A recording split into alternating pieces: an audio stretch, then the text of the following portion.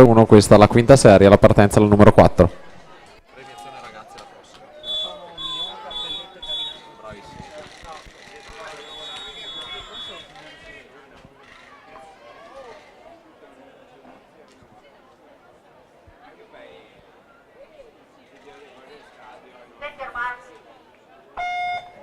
Premiazione 100 run ragazze, consegna le medaglie Stefano Cerchiar, presidente Idros, medaglia di bronzo Zoe Cavinato, Città Sport Vicenza, 1, 19 e 11.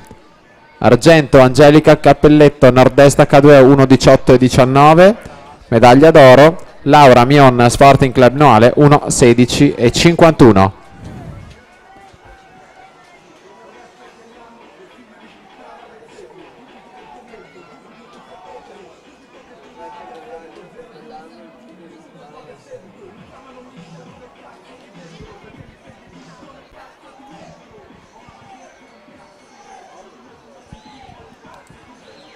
Per la terza sera la partenza alla 1 Marco Zandegnu, alla 2 Luca Collotta, alla 3 Alessandro Gabelli, alla 4 Davide Costantino, alla 5 Marco Menta, alla 6 Kylie Thomas McKenzie, alla 7 Gabriele Canesi, alla 8 Tyler Buffel.